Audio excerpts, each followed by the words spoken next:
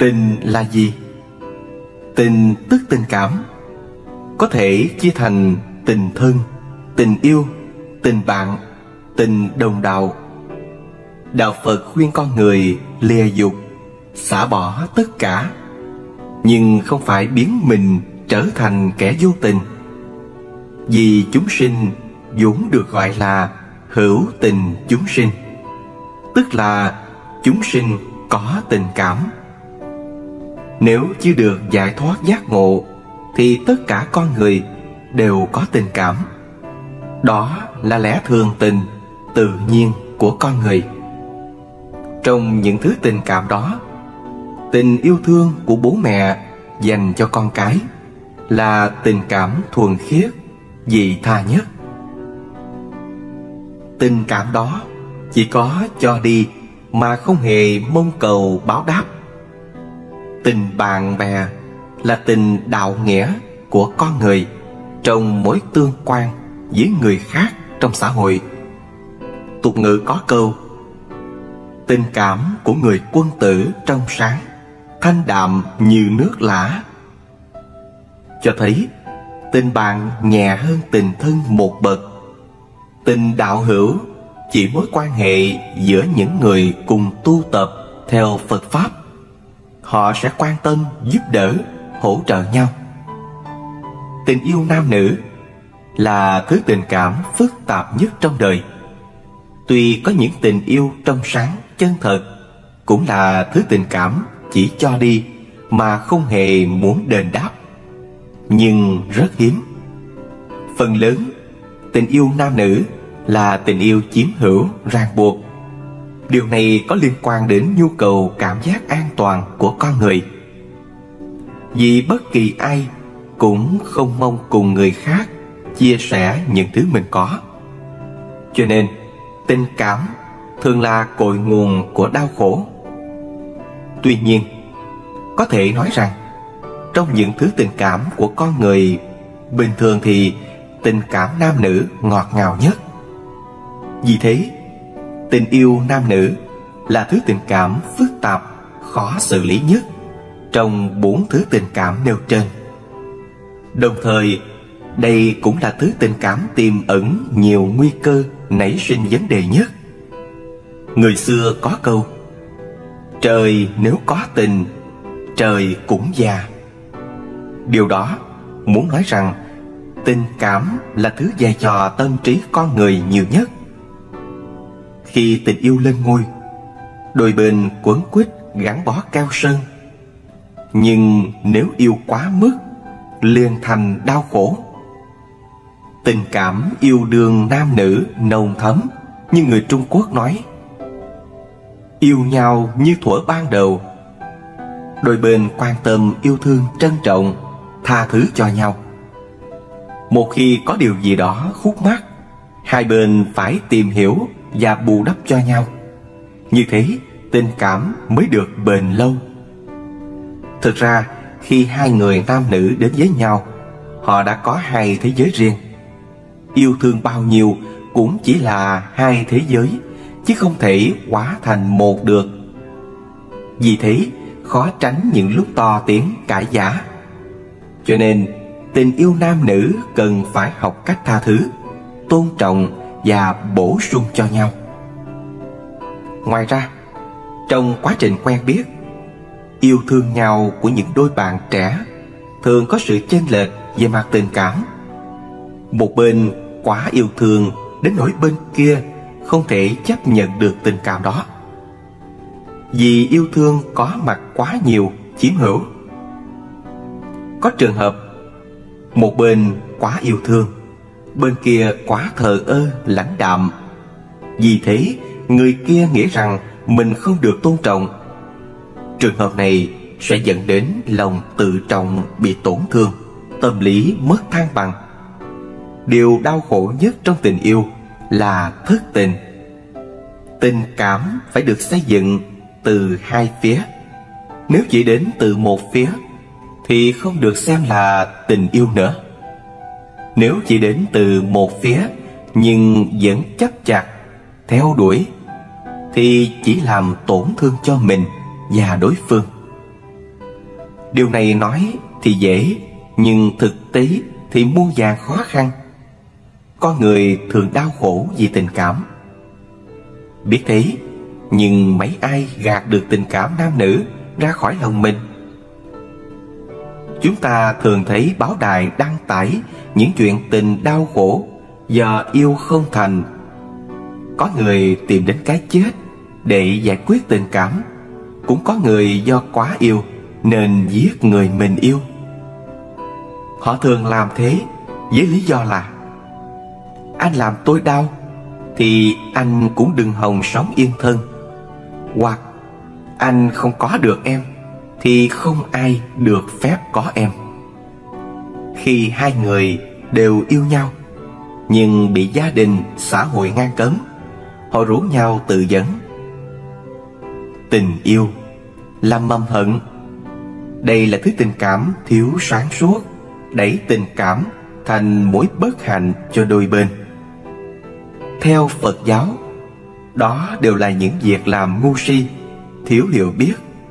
Nếu yêu không thành mà tìm đến cái chết thì không những bất hiếu với cha mẹ, bất nghĩa với xã hội, mà còn bất nhân đối với cả người mình yêu. Nếu muốn hiểu rõ về tình cảm này, chúng ta cần suy nghĩ ở khía cạnh khác. Thực ra, khi chúng ta yêu, chúng ta cứ chấp chặt vào một đối tượng và muốn tạo mối ràng buộc sống chết cho nhau.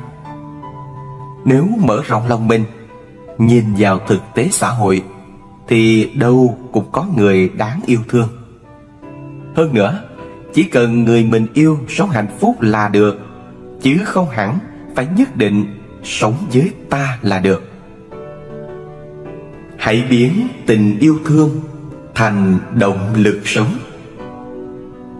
Tình yêu là thứ tình cảm đáng trân trọng, đáng quý, đáng ca tụng trong đời. Cuộc đời nhờ có tình cảm mới phát triển, tươi vui hạnh phúc. Nhưng những năm gần đây, các phương tiện báo chí trong và ngoài nước thường đăng tải những vụ án tình thảm khốc. Trong đó, nguyên nhân chính chủ yếu là do các nạn nhân đều là tín đồ tình ái, nhưng không hiểu tình yêu là gì. Yêu có thể chia thành tình yêu ích kỷ và tình yêu dâng hiến. Tình yêu dâng hiến là lòng từ bi, tức là tình yêu thương rộng lớn mà người ta thường gọi là bác ái. Tình yêu ích kỷ là thứ tình yêu muốn chiếm hữu, thường là tình yêu nam nữ. Đương nhiên, trong tình yêu nam nữ vẫn có rất nhiều mối tình đáng được người đời trân trọng. Tuy vậy, tình yêu nam nữ có tính chiếm hữu lớn, lúc nào cũng muốn giữ lấy người mình yêu. Vì thế khi yêu, đôi bên cứ ngỡ đó là thứ tình yêu dâng hiến. Thực ra, đó là thứ tình cảm luôn luôn tranh thủ chiếm lấy trọn vẹn tình cảm của đối phương, và đó cũng là cái đích của tình yêu này. Trong quá trình chiếm hữu, thể hiện tình yêu, nếu chỉ thấy đối phương không như những gì mình mong muốn, hoặc không phù hợp với tâm nguyện mình, thì sẽ nảy sinh xung đột, oán hận, hoài nghi, thậm chí sinh lòng thù hận. Không thể có một tình yêu nam nữ hoàn toàn vô tư dâng hiến, vì khi yêu rất dễ gây ra nghi ngờ. Nghi ngờ dẫn đến cãi vã, nhất là trong những mối tình tay ba. Yêu và hận quyện chặt nhau, rất khó phân định. Yêu vì hận, hận vì yêu. Vì tình yêu nam nữ xuất phát từ lòng ích kỷ, chiếm hữu, nên tình yêu thường không yên bình. Nhân gian có câu: yêu nhau yêu cả đường đi, ghét nhau ghét cả tôn chi họ hàng. Một khi không đạt được mục đích, tất cả công sức theo đuổi không được đền đáp, thường sinh lòng oán hận. Khi đó họ có tư tưởng ăn không được thì đạp đổ. Khi đạp đổ, họ không lường được kết quả sẽ thế nào. Trong cơn nóng giận sẽ hủy hoại đối phương. Thậm chí có người còn cướp mất mạng sống của người mình yêu. Đây chính là bi kịch tình yêu của con người. Có người rất mù quáng trong tình yêu, chỉ biết yêu và yêu, chứ không nghĩ đến các nhân tố hiện thực khác. Đó chính là si tình. Si tình có thể vì mục đích tình dục, cũng có thể do mù quáng trong cách nhìn nhận đánh giá đối phương. Trong mắt gã si tình, người mình yêu là đẹp nhất, tài giỏi nhất. Trường hợp này, đối phương không còn là đối phương nữa, mà chỉ là cái xác cho người kia tưởng tượng ra một con người hoàn hảo như thế. Vì thế, kết cục của những tình yêu mù quáng suy tình không bao giờ tốt đẹp như ý cả. Khi rơi vào trường hợp này, bạn cần sớm thức tỉnh. Tại sao có người nói hôn nhân là một phần của tình yêu? Vì trước khi lấy nhau, cả hai đều che giấu cái xấu, tô điểm cái đẹp vốn không phải của mình, hoặc mình không có như thế. Thậm chí có người còn tìm cách làm đẹp cho những khuyết điểm của mình. Đến khi kết hôn thành vợ chồng chung sống với nhau, tất cả khuyết điểm dần dần hiện rõ, và đôi bên dần thất vọng về nhau. Cuối cùng hạnh phúc tan vỡ. Vì thế, trong tình cảm nam nữ, không nên sống mơ mộng ảo tưởng về tính cách cao đẹp của đối phương, không nên mụ mị trong tình cảm. Tình yêu đích thực là phải không ngừng học tập, kiện toàn bản thân vì người mình yêu, biết cách tôn trọng, giúp người yêu phát triển ưu điểm, bỏ dần khuyết điểm, biết cách biến tình yêu thành động lực sống tốt, không để tình cảm nam nữ trở thành gánh nặng, tạo nên bi kịch cho cuộc sống của mình và người yêu.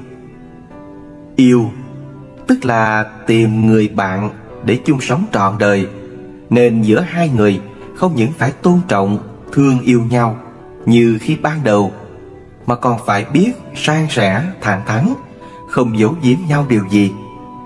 Hai bên phải đối đãi bình đẳng, ôn hòa, trong sáng, mới mong sống với nhau trọn đời.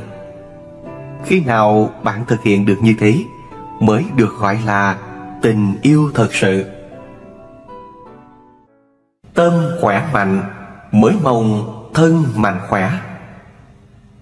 Nếu chúng ta tế nhị quan sát những người tính tình nóng nảy hay bực tức, sẽ dễ dàng phát hiện họ đang mắc một số bệnh như chức năng gan suy nhược, tuyến nội tiết không đều, vân vân. Mỗi khi tinh thần suy nhược, chán chường, đó là lúc thân tâm đều mệt mỏi, không đủ sức làm việc, xử lý tình huống. Trường hợp đó, chúng ta thường quy kết rằng do tâm bất an nên ảnh hưởng đến sức khỏe. Nỗi đau vật chất quả thực ảnh hưởng không nhỏ đến sức khỏe tinh thần. Có thể nói rằng tâm làm chủ thân. Nếu tâm suy nhược, khiếm khuyết thì nhất định sẽ ảnh hưởng đến tình trạng sức khỏe của thân thể. Cho nên, thân bệnh có thể chữa lành thông qua việc chữa tâm bệnh. Trước hết, chúng ta phải chấp nhận một sự thật rằng thân thể vốn luôn tiềm ẩn các mầm bệnh. Có người từng hỏi tôi, ai mới là người không mắc thân bệnh? Tôi nói, người không mắc bệnh đã chết hết rồi, không có người không mang bệnh. Vì chỉ có người đã chết mới không còn có nơi để sinh bệnh, chứ người còn sống thì ai cũng có bệnh cả. Sinh, già, bệnh, chết là quy luật tự nhiên. Từ khi sinh ra, con người đã không ngừng tiến đến cái chết, không ngừng bị lão hóa, không ngừng phát triển các mầm bệnh. Thậm chí nó còn để lại trong gen di truyền. Có thể nói, ai cũng đang mang bệnh, chỉ là bệnh nặng nhẹ khác nhau thôi, chứ không phải đợi đến già, sinh bệnh rồi mới chết. Bất luận bạn có cảm thấy đau hay không, thì thực tế ai cũng đang mắc bệnh cả. Như tôi đây, Từ nhỏ đã mang nhiều bệnh, thân thể gầy yếu, suy nhược, nên tôi rất biết tự chăm sóc bản thân. Tôi thường kiêng ăn quá no, uống quá nhiều, không làm việc quá sức. Có lẽ vì thế mà đến nay tôi vẫn sống khỏe mạnh. Vì nhiều bệnh nên tôi thường thấy mình kém phúc, nghiệp chướng nặng nề. Tôi cũng thường thấy xấu hổ vì điều này. Tuy nhiên, theo tôi thì bệnh là được phúc nhờ họa. Tức bệnh là họa, nhưng thông qua bệnh hiểu được nhiều thứ, đó là phúc.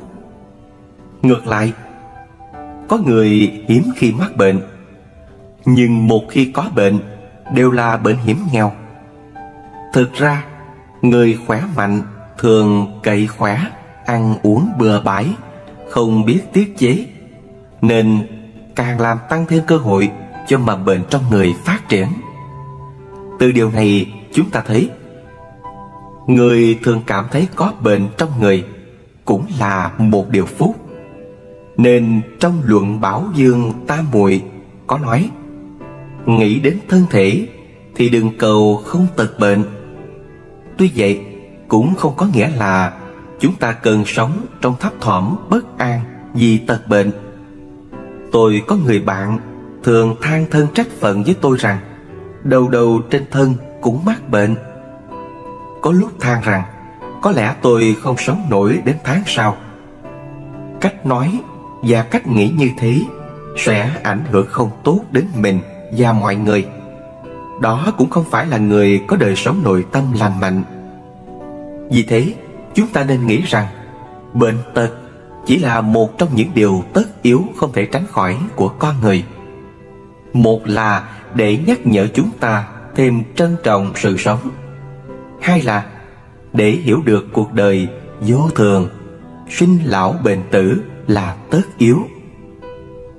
Khi nghĩ được như thế, một khi sinh bệnh, bạn không bị chao đảo ảnh hưởng đến tâm lý. Có người mất hết niềm tin và nghị lực sống một khi phát hiện mình mang bệnh nặng.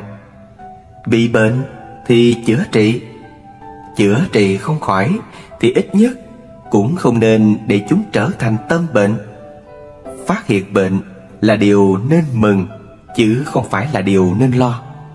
Vì ít ra trong trường hợp xấu nhất, bạn cũng có sự chuẩn bị trước để hoàn thành những việc cần làm.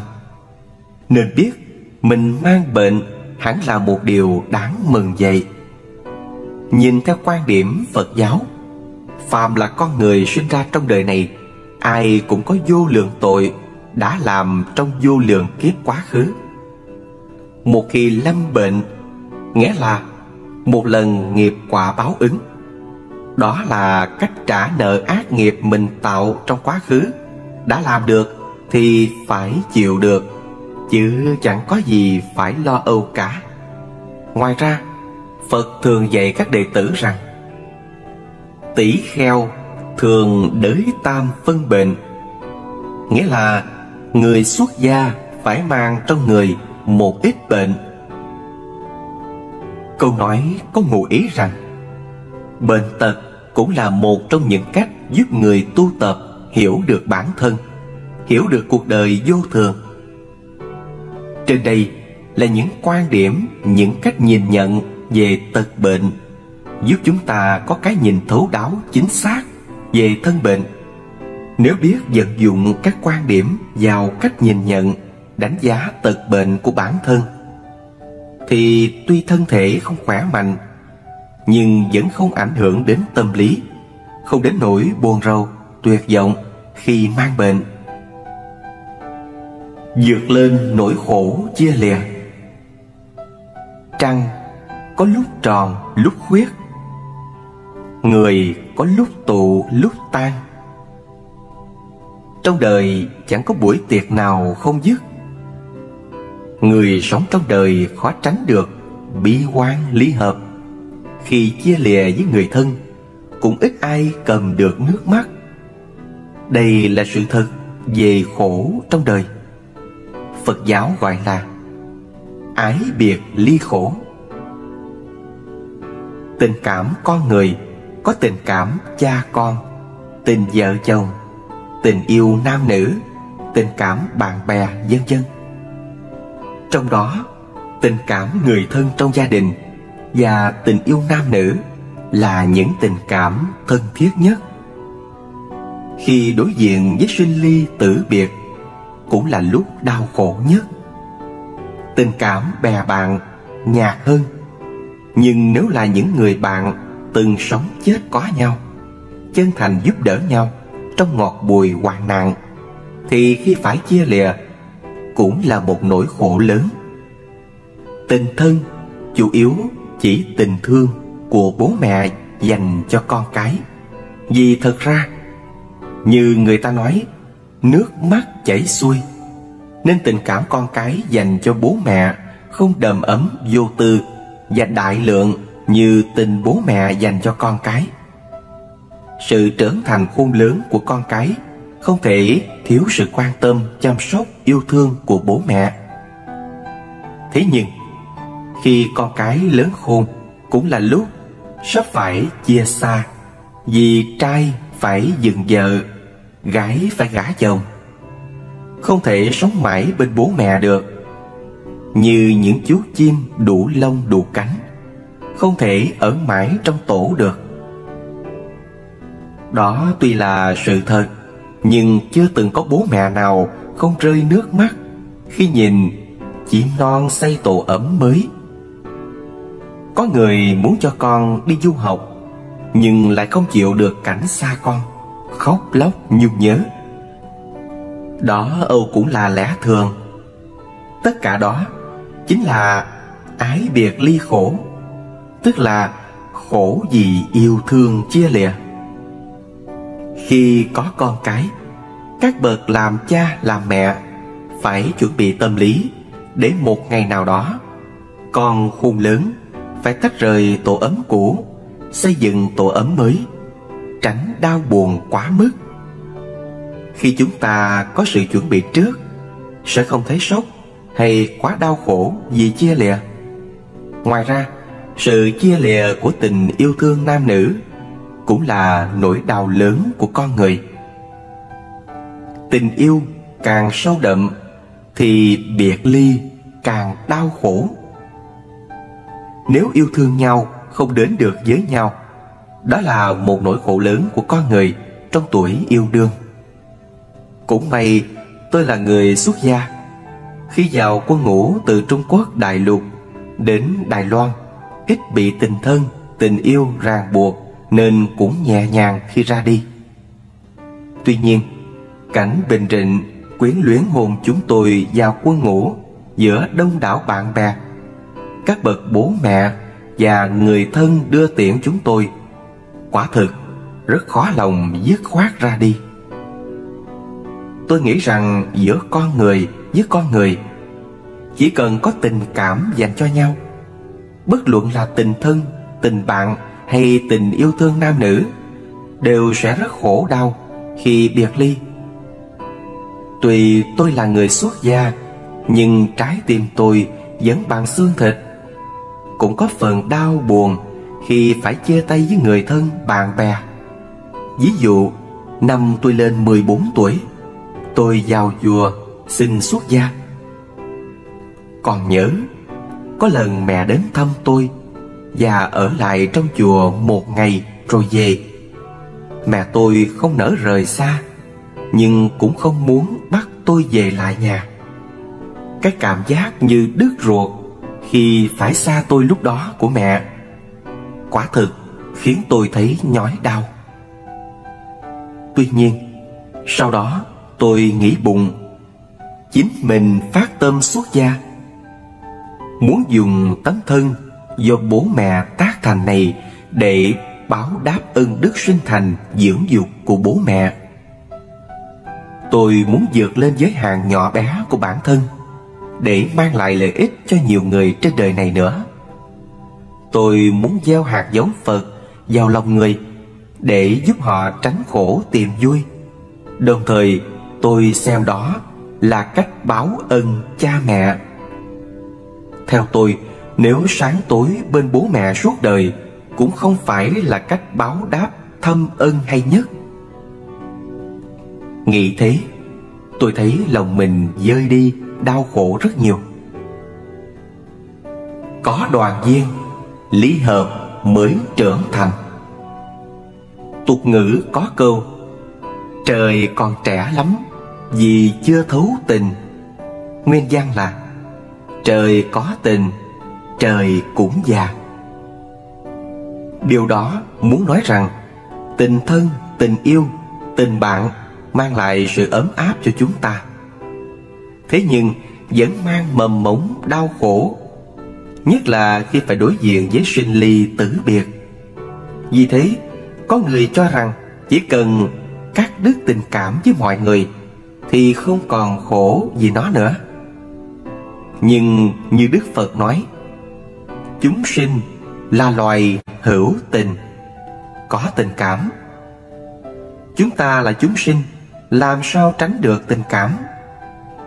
Mạng sống của chính mình là cái mà chúng sinh yêu quý nhất. Sau đó mới đến những người, sự việc và sự vật liên quan đến mình. Tình thân tượng trưng cho sự kéo dài của sự sống con người, vì con cái là hóa thân của bố mẹ. Tình yêu cũng thế, nhờ có sự kết hợp giữa nam nữ mới có con cháu đời sau. Nên nói tình yêu là sự nối dài của sự sống.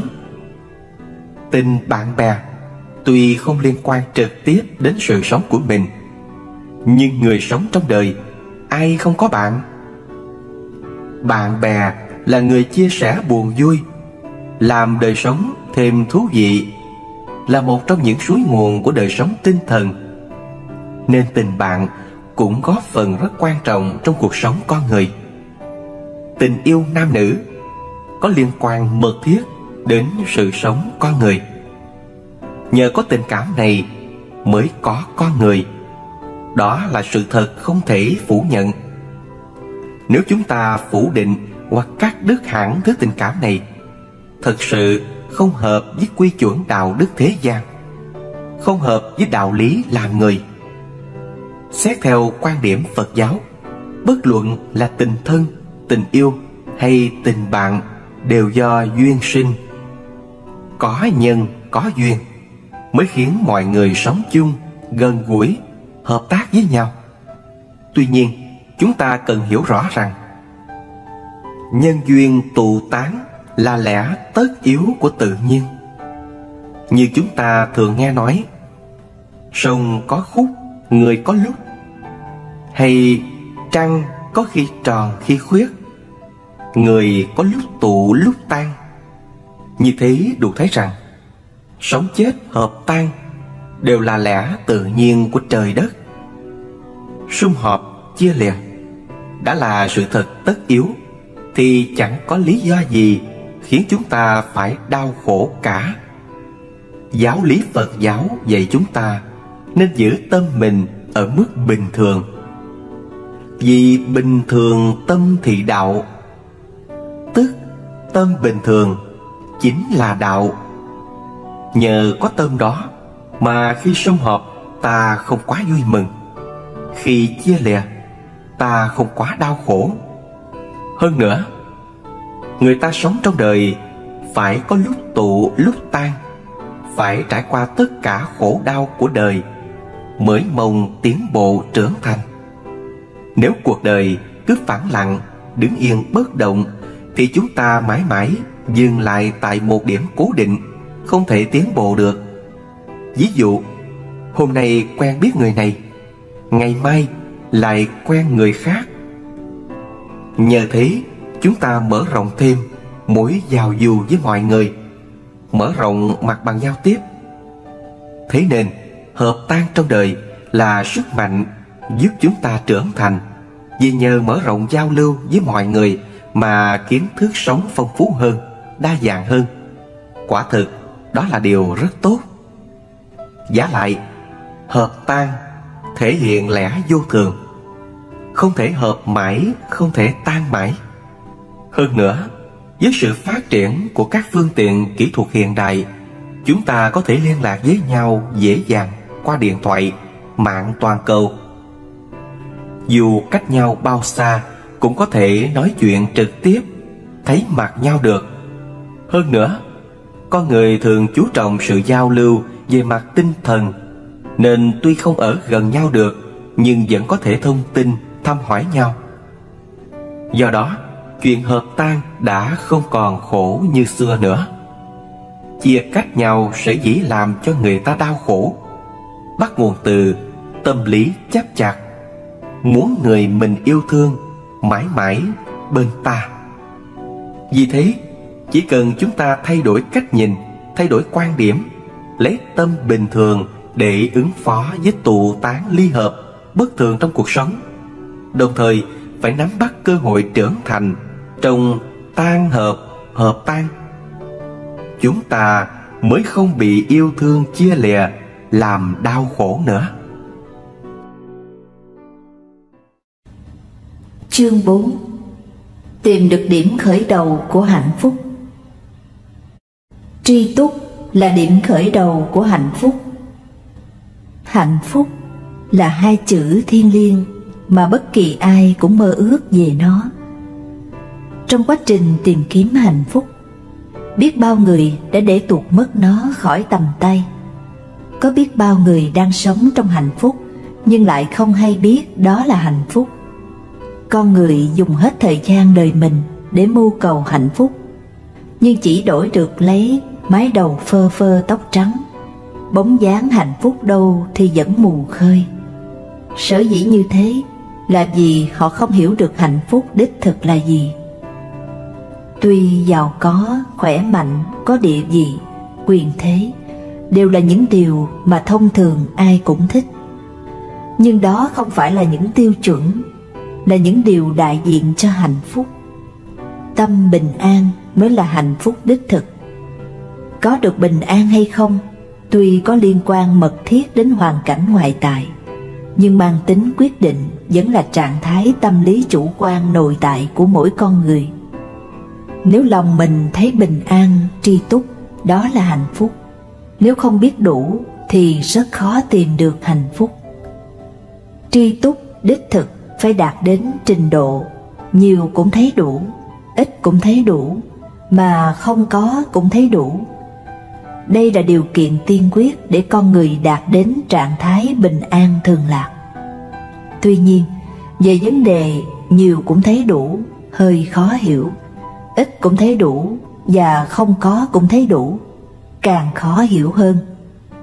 Người bình thường sẽ cảm thấy lo lắng, phiền muộn khi cảm thấy vật chất thiết yếu không đủ dùng, và ngay khi cả những thứ được cho là thiết yếu cũng không đủ, thì làm sao tri túc? Huống gì là khi trơ trọi chẳng có gì. Khi đó nói tới tri túc chẳng phải là kỳ quái hay sao? Thực ra, vật chất nhiều bao nhiêu cũng không thể gọi là đủ, vì khái niệm nhiều ít chỉ hiện hữu khi được so sánh, chứ chưa ai quy định thế nào là nhiều, thế nào là ít. Hơn nữa, nếu thực sự sở hữu được nhiều vật chất, cũng không thể giữ mãi không mất, cũng không thể giúp chủ sở hữu phát triển, trưởng thành hơn người khác được. Cho nên, khi có cần biết đủ, khi ít cần biết đủ, và khi không có gì càng nên biết đủ. Vì ít và không có đều có thể là điểm khởi đầu của có nhiều. Vì thế, bất luận tương lai có hay không đều phải cố gắng tự hoàn thiện mình, chứ không nên sánh người này so người nọ. Chỉ cần còn sống là còn phải phấn đấu làm việc. Nếu lỡ làm việc gì đó sai trái thì cần sám hối, sửa sai, thức tỉnh. Nếu làm chưa tốt thì phải cố gắng làm cho thật tốt, không thẹn với lòng mình, với người. Đấy gọi là tri túc. Tôi thường lấy ví dụ dạy các học trò rằng, người không biết tri túc như con chuột sống trong hũ gạo, nhưng không biết xung quanh mình là gạo để ăn, lại phóng quế vào ngay trong đó, làm bẩn hết thức ăn mới đi nơi khác kiếm thức ăn. Người sống trong phúc lại không biết đó là phúc, chà đạp lên phúc báo của mình. Ví dụ như trong thiền viện có đầy đủ điều kiện để chúng ta tu tập, có thầy chỉ đường. Nhưng nhiều người vẫn muốn rằng cách này không tốt, điều kiện tu hành ở đây kém quá, tôi thấy không thoải mái chút nào. Đấy chỉ là những cái cớ biện minh cho sự lười biếng của mình. Thế có khác gì chuột sống trong hũ gạo kia đâu. Vì thiếu lòng tri ân, không biết tri túc, nên con người sau khi nhận được lợi ích vẫn không thấy thỏa dạ. Hơn nữa, còn trách người ta toàn cho mình những thứ mình không cần. Đấy quả là người sống trong phúc, không hiểu gì là phúc. Hạnh phúc trong kiếp này nhờ kiếp trước tích lũy mà có, nên chúng ta cần gìn giữ, trân trọng, không nên lãng phí. Người tri túc đích thực là người hiểu được đạo lý cương nhu, tiến thoái đúng thời đúng tiết. Khi thoái không oán trời trách người, khi tiến họ sẽ nghĩ đến ân người khác đã giúp mình như thế. Họ còn biết đó là do phúc phận quá khứ của mình mà có, nên họ càng trân trọng, càng tích đức cho kiếp sau hơn nữa. Thế nên, nếu một người không gieo trồng phúc đức mà chỉ biết hưởng thụ, phúc báo đó sẽ ngày một ít dần, và nhất định sẽ có ngày hết phúc. Một người biết tri túc, biết trân trọng phúc đức, dung bồi thiện căn, thì khi gặp nghịch cảnh không oán hận, gặp thuận cảnh không cao ngạo. Trong lòng họ luôn đầy lòng tri ân và báo ân chúng sinh. Đấy mới là người hạnh phúc thật sự. Bài học từ những sai lầm. Mọi người thường nói tu hành tức tu sửa hành vi của mình cho đúng. Điều đó nói lên rằng tu hành cần phải sửa thân, tu tâm. Trong cách đối nhân xử thế, đi, đứng, nằm, ngồi, khởi tâm suy nghĩ, đều cần phải thức tỉnh mọi lúc, mọi nơi. Có như thế mới sửa sai thân tâm.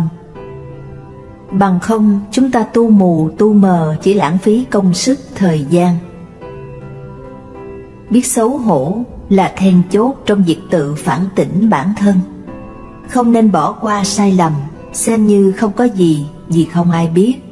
Không nên lười biếng trong công việc, để những việc mình làm đáng lý sẽ tốt nhưng không làm tốt hơn. Một khi bị như thế, cần phải thấy đó là điều đáng xấu hổ. Không nên sợ làm sai, nghĩ sai, mà sợ nhất là không biết sửa sai, không chịu nhận sai.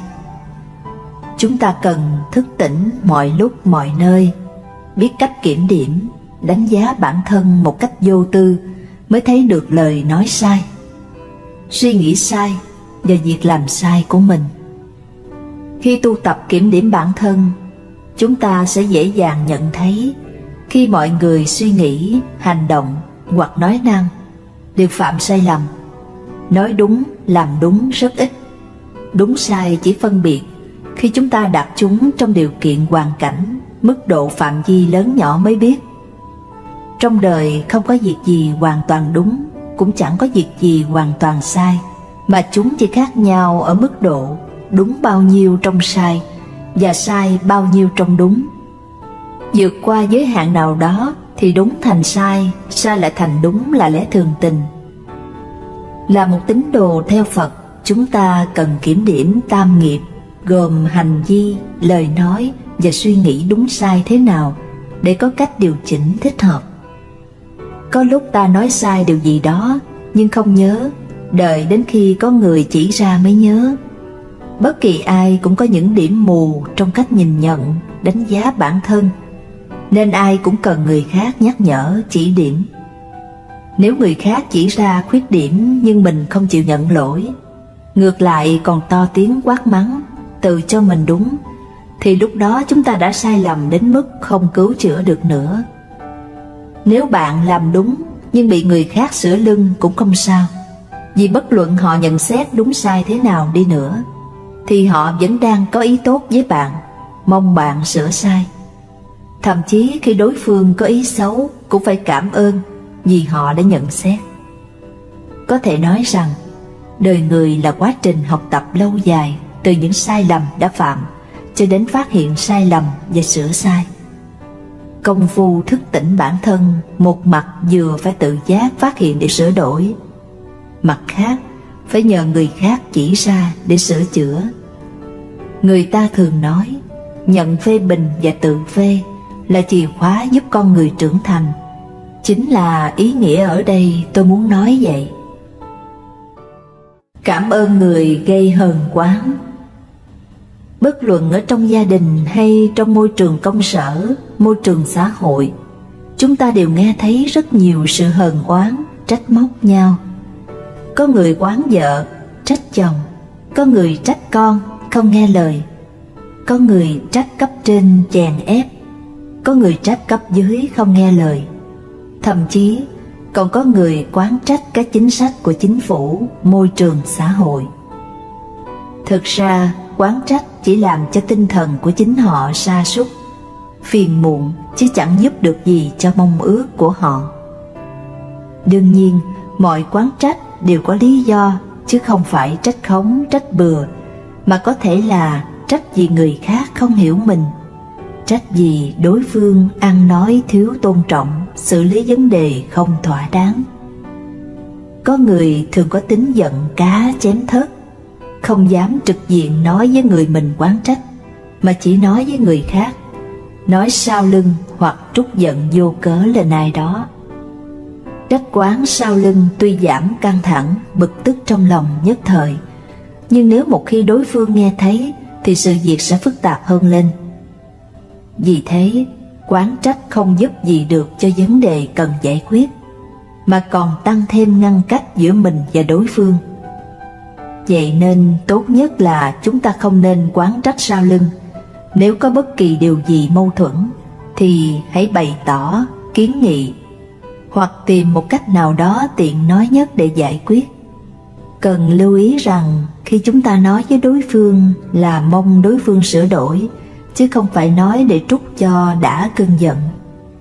Thực ra trong sâu thẳm lòng mình, ai cũng biết được mình thiếu sót mặt nào, tốt mặt nào. Trường hợp này chúng ta nên nói như cách nói của các nhà sản xuất. Hãy nói khuyết điểm của chúng tôi cho chúng tôi nghe, và xin hãy nói ưu điểm chúng tôi cho người khác nghe. Thế nhưng lời hay thường chối tai. Tâm lý chung của con người là thích nghe lời ngon ngọt, thích được khen ngợi, dù mình không có ưu điểm đó. Ngược lại, dù đó thực sự là khuyết điểm, nhưng lại không muốn nghe người ta phê bình. Vấn đề chung của con người là ít nhìn ra lỗi của mình, nên khi nghe người khác phê bình thì không chịu chấp nhận.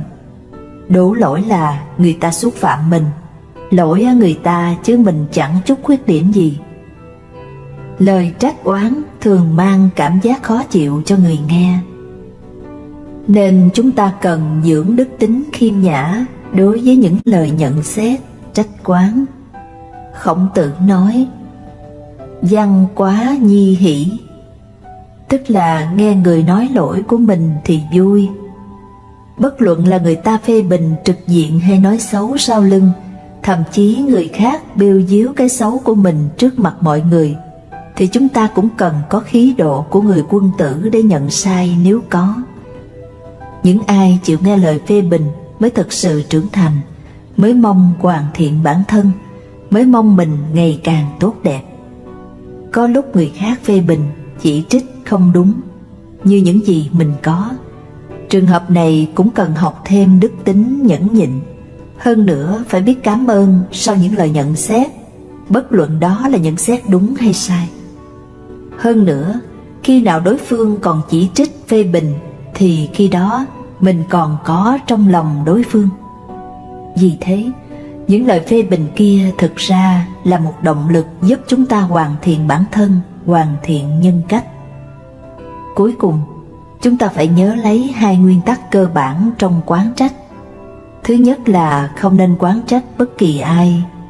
Thứ hai là khi nghe người khác oán trách mình thì không nên buồn, cũng không nên xem họ là thù địch. Điều quan trọng và rất khó làm là khi người ta oán trách, chỉ trích mình dù đúng dù sai, đều phải biết cảm ơn họ từ đáy lòng. Nếu làm được thế, bạn không những là bậc quân tử như Nho giáo quan niệm, mà bạn còn là một vị Bồ Tát tu hạnh nhẫn nhục. Chuyển tham muốn tư lợi thành ước vọng cống hiến. Theo Phật giáo, trong bát khổ, 8 điều khổ, có một điều gọi là cầu bất đắc khổ. Khổ gì cầu không toại nguyện. Cầu ăn no mặc đủ, an toàn, được tự do, được tôn trọng là bản năng của con người. Bản năng đó đến từ nhu cầu rất nhân tính. Nhưng một khi những nhu cầu đó không toại, bất thành, thì con người thường có khuynh hướng tìm đến cái chết. Có người xem sự mong cầu của mình còn quý hơn cả mạng sống, nên một khi không toại nguyện, họ sẽ tìm đến cái chết. Ví dụ, người xem tình yêu là mạng sống thì sẽ tìm đến cái chết khi tình yêu không trọn vẹn. Có người thi không đỗ đại học cũng tìm đến cái chết vì tâm trí không thỏa. Tuy nhiên, những người tự tử vì tình, vì danh, vì lợi, dù sao cũng chỉ giới hạn ở những phần tử cực đoan. Người thường phần lớn không như thế. Nhưng nếu những mong cầu, kỳ vọng của mình không được đền đáp như nguyện, thường sẽ rất đau khổ, nản chí, ảnh hưởng suốt đời. Người từng nếm mùi thất bại thường tự ti, tiêu cực, than thân trách phận. Vì thế, bất luận ở trường hợp nào, lĩnh vực nào, họ cũng đều mất hết niềm tin, không muốn xây dựng lại từ đầu, làm lại cuộc đời mới. Từ những điểm này cho thấy, khổ do cầu không toại nguyện thật sự làm người ta điêu đứng, sống không yên, chết không toại. Từ đau khổ đó, có người biến nó thành lòng đố kỵ, ghen ghét, nghĩ rằng những thứ mình không có được thì người khác cũng không thể có. Đây đích thực là cái khổ lớn trong những cái khổ. Để giảm nhẹ bớt sự đau khổ do sở cầu không toại, Phật giáo hướng dẫn chúng ta cần biết tiết chế tham muốn, sống biết đủ, thiểu dục tri túc.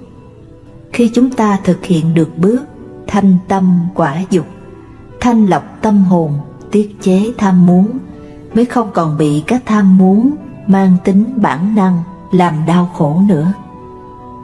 Thiểu dục ở đây chỉ sự tham muốn vượt khả năng cơ bản, tham cầu những thứ ngoài tầm tay và vượt lên những tham muốn cơ bản để sống. Một khi các nhu cầu cần thiết để tồn tại đã được đáp ứng, chúng ta không nên quá tham lam mơ ước những thứ ngoài tầm tay nữa. Đấy chính là tri túc, sự biết đủ.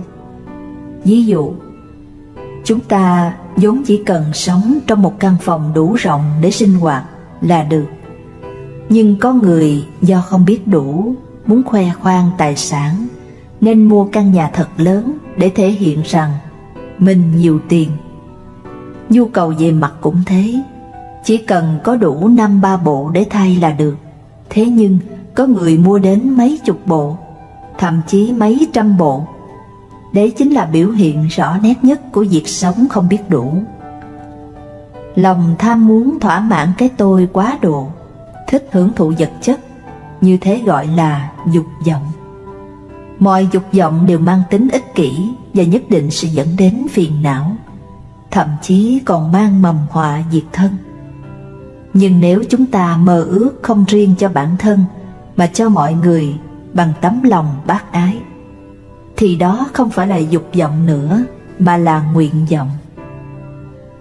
Nguyện tức tâm lượng rộng lớn vì mọi người. Đấy là lòng thanh tịnh, không mang lại phiền não. Ví dụ, một người phát nguyện dốc hết sức lực, trí lực để cống hiến cho xã hội, muốn người xung quanh được hạnh phúc. Đấy đích thực là tâm nguyện thanh tịnh.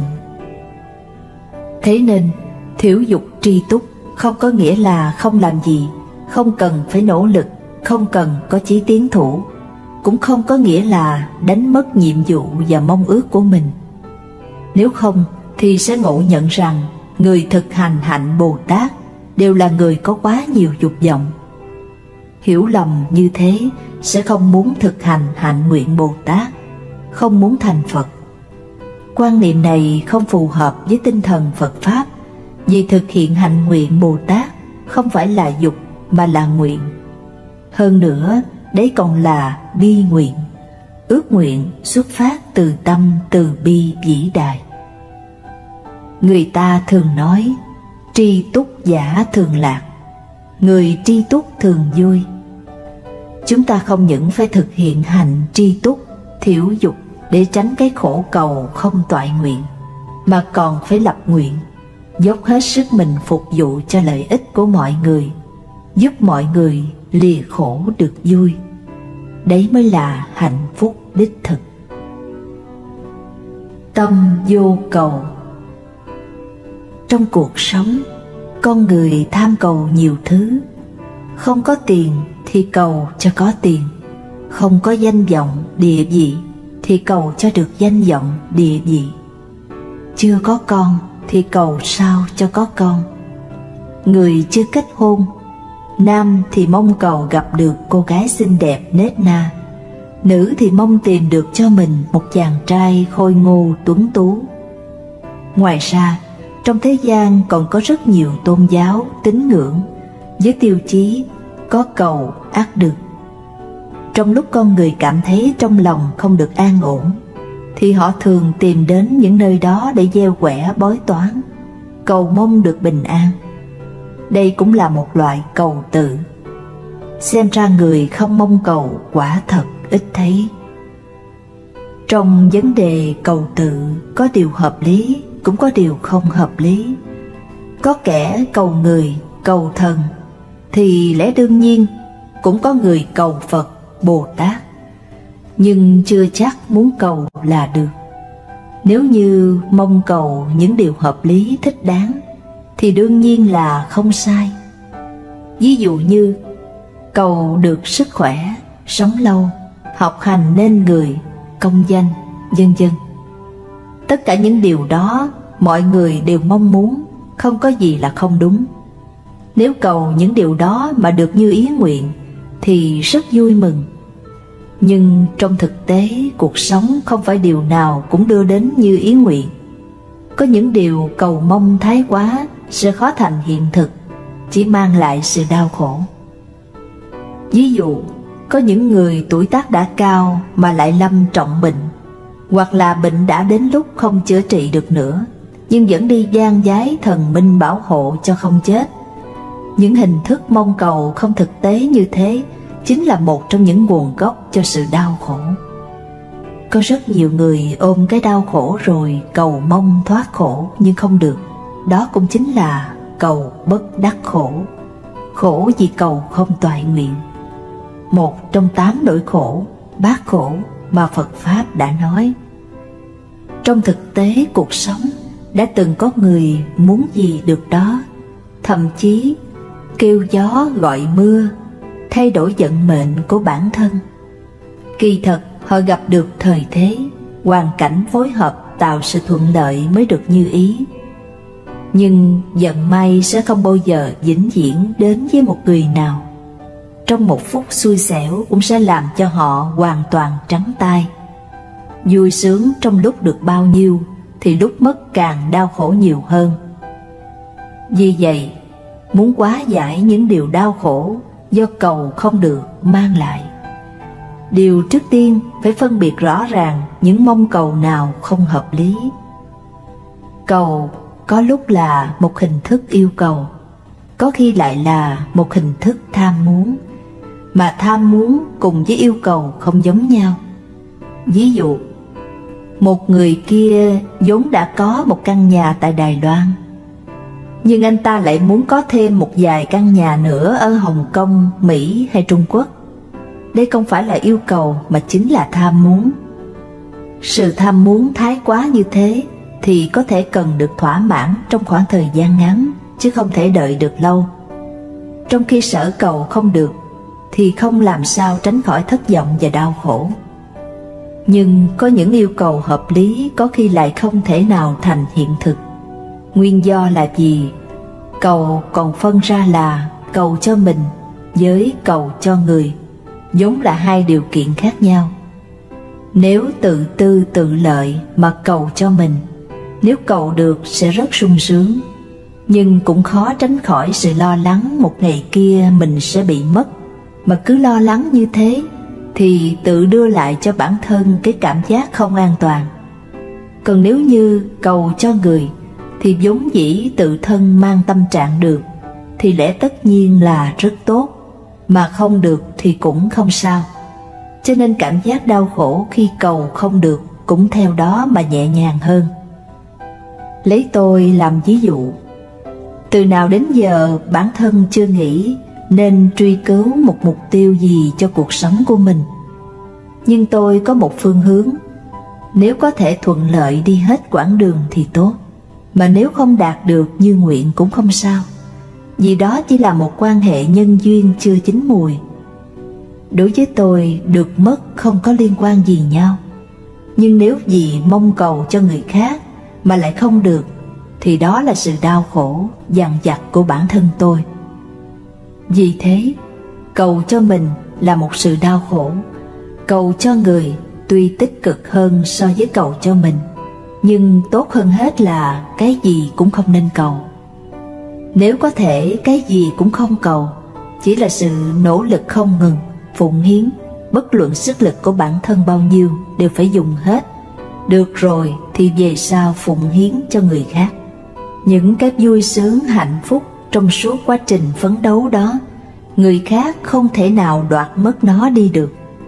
Đây cũng chính là sự sung sướng hạnh phúc chân chính. Tìm cầu theo tinh thần nhân quả. Thông thường con người nghĩ rằng Phật Pháp yêu cầu chúng ta cái gì cũng không được mong cầu. Thực ra đây là một hình thức giải thích sai lầm. Pháp của Phật tuy dạy chúng ta không được tham cầu, nhưng dạy chúng ta nên cầu nguyện. Có như thế thì bản thân mới không đánh mất đi mục tiêu phấn đấu, xã hội mới có động lực để tiếp tục tiến bộ. Cầu nguyện chính là ước nguyện, phát nguyện, nguyện bản thân sớm chiều đi mọi phương hướng hoặc hoàn thành bất cứ điều gì. Ví dụ, trong Tứ Hoằng Thệ Nguyện, Phật dạy: chúng sinh vô biên thệ nguyện độ, phiền não vô tận thệ nguyện đoạn, pháp môn vô tận thệ nguyện học, Phật đạo vô tận thệ nguyện thành.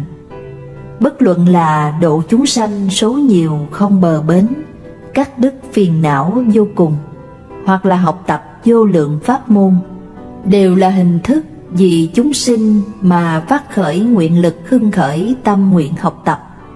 Do đó, cầu nguyện là sống đến già, học đến già, suốt cuộc đời kiên quyết không ngừng học tập.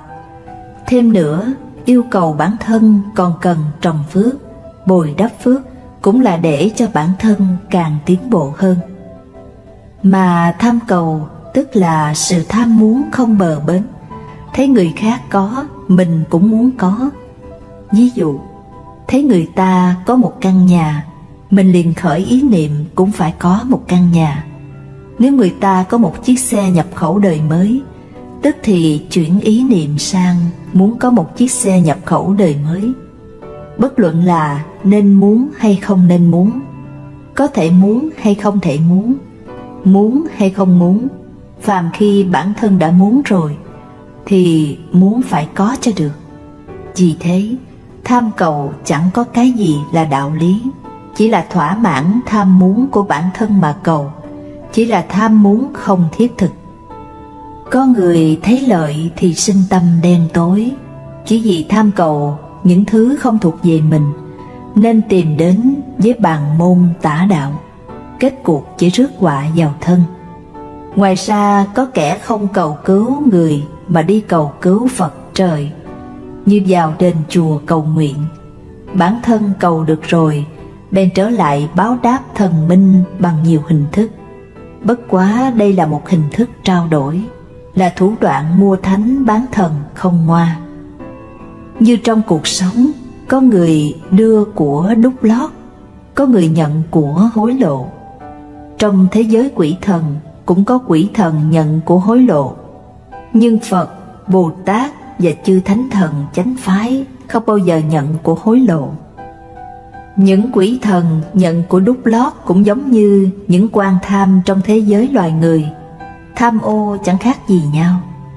Tuy tạm thời yêu cầu được thỏa mãn, hình như là cũng có hiệu quả, nhưng lợi ích nhất thời chẳng khác gì bọt xà phòng có đó rồi lại không, đổi lại là một tương lai không thể làm chủ chính mình. Cũng giống như pháp thuật, điểm thạch thành kim, biến đá thành vàng. Sự thật chỉ là hình thức che mắt.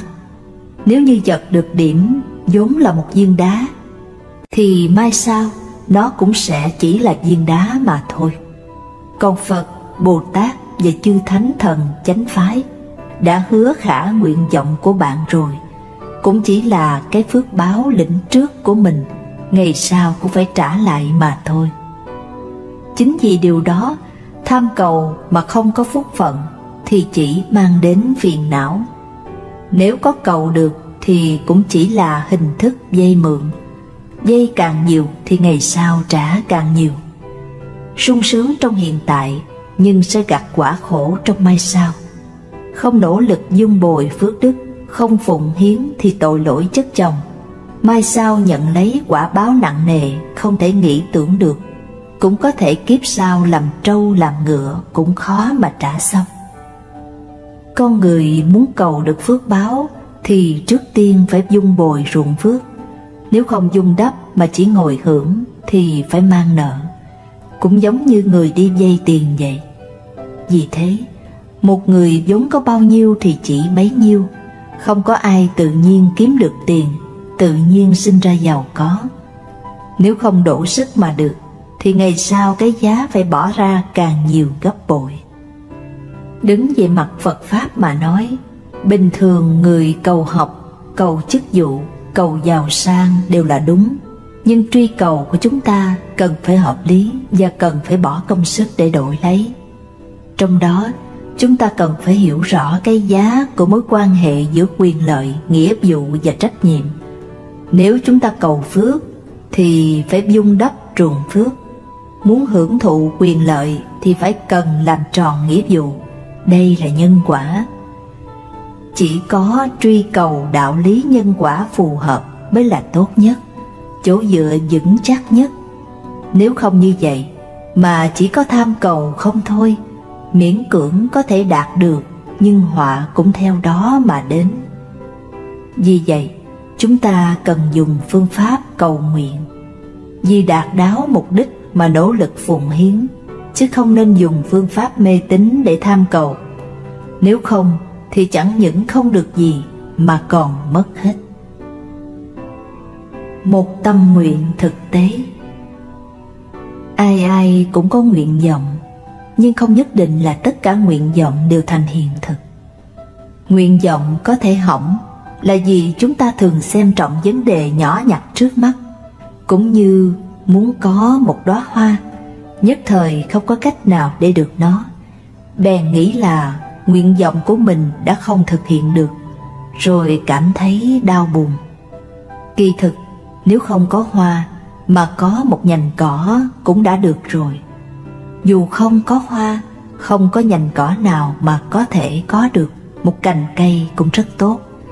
Và hơn nữa, cái gì cũng không có thì tâm của mình cũng không nên vì thế mà bị ảnh hưởng. Trên thực tế, nếu vì người khác, vì chúng sinh mà phát lời thề thì mới gọi là nguyện.